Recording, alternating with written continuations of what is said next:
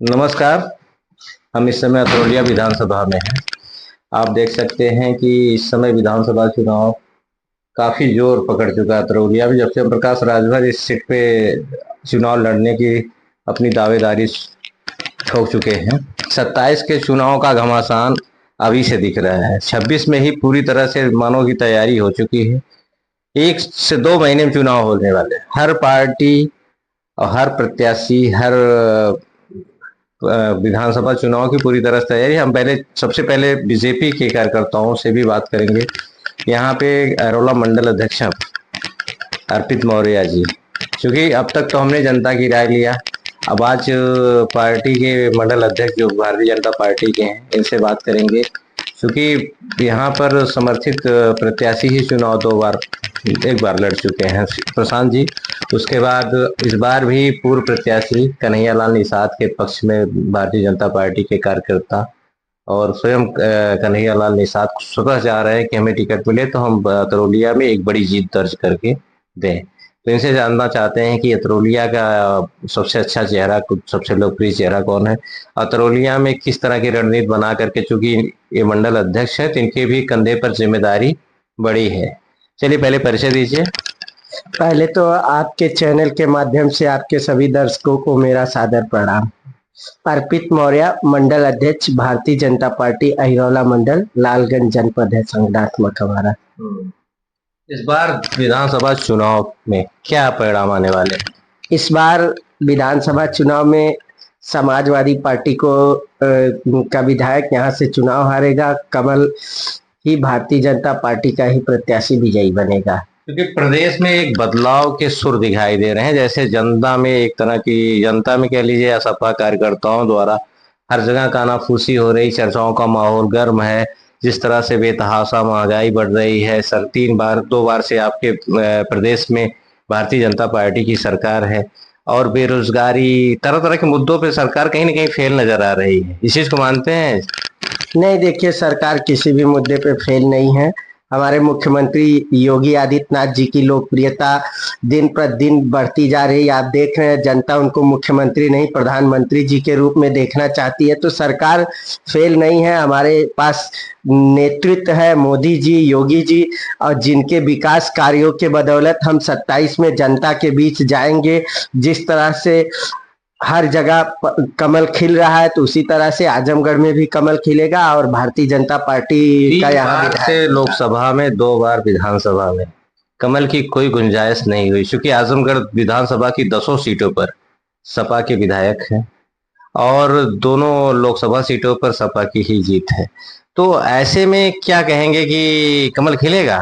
मुझे तो नहीं लगता। जी बिल्कुल, इस बार कमल खिलेगा, क्योंकि हमारी भारतीय जनता पार्टी का एक एक कार्यकर्ता, चाहे बूथ अध्यक्ष हो, चाहे शक्ति केंद्र संयोजक हो, चाहे हमारे शीर्ष नेतृत्व जो भी पदाधिकारी हो, सब लोग दिन रात जनता के लिए लगे हैं। हम जनता के बीच चल रहे हैं।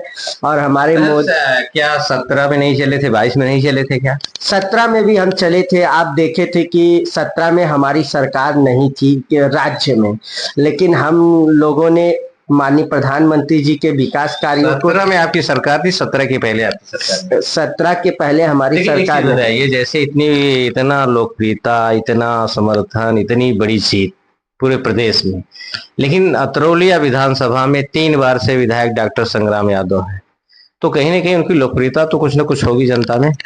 उनकी लोकप्रियता थी, अब है नहीं, क्योंकि आप देखिए, मेरी बात सुन रहा हूँ कि थी, अब जैसे मेरी बात सुनिए। कप्तानगंज अहिरौला में ये सत्ता में थे, तब इनको याद नहीं आया।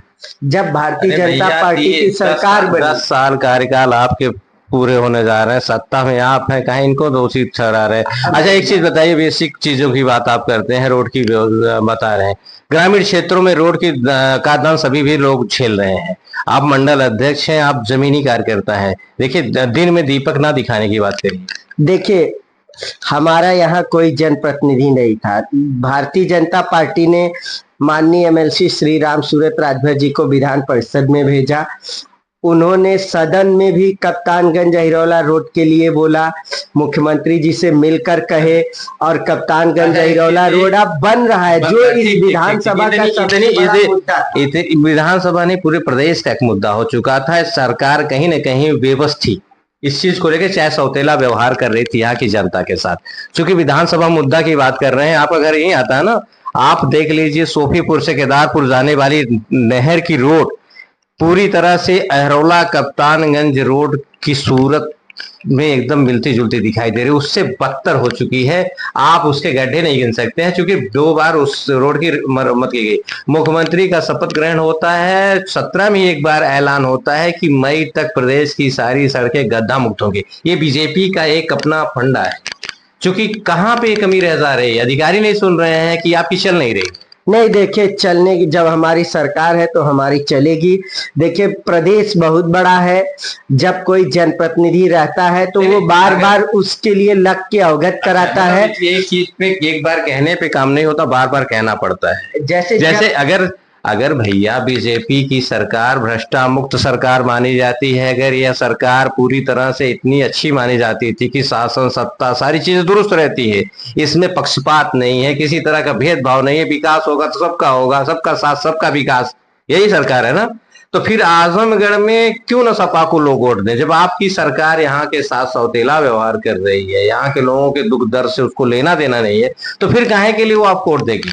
देखिए हमारी सरकार सौतेला व्यवहार नहीं कर रही। आप एक पत्रकार है, आपको भी पता है किसी भी चीज को संगठन के कार्यकर्ता कहेंगे कम सुना जाएगा, लेकिन जब जीता हुआ विधायक जाके सदन में बोलेगा, जो अधिकार जनता को जनप्रतिनिधि चुनकर देना चाहिए, कहीं ना कहीं हमारे पार्टी को बहुत सारे लोग वोट किए, लेकिन हम कई सीटों पर 10,000 15,000 ऐसे हारे।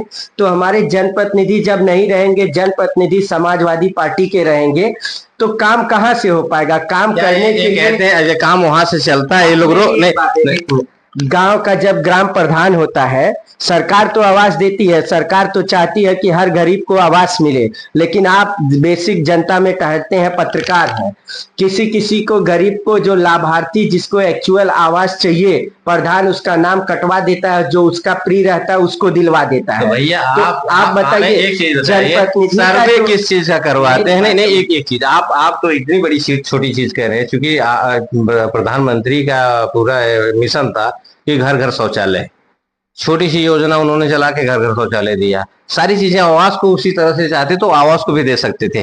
आवास में थोड़ी सी रकम बढ़ी, उसमें आप अपनी असमर्थता जाहिर कर रहे हैं। सड़कों की बात करें, सड़कों के लिए जो बजट बन रहा है, जो योजनाएं बन रही हैं, जो मुख्यमंत्री सीधे कह रहे हैं कि प्रदेश की सभी सड़कें गड्ढा मुक्त होनी चाहिए, वो आजमगढ़ की हो चाहे गोरखपुर की हो, तो होनी चाहिए ना।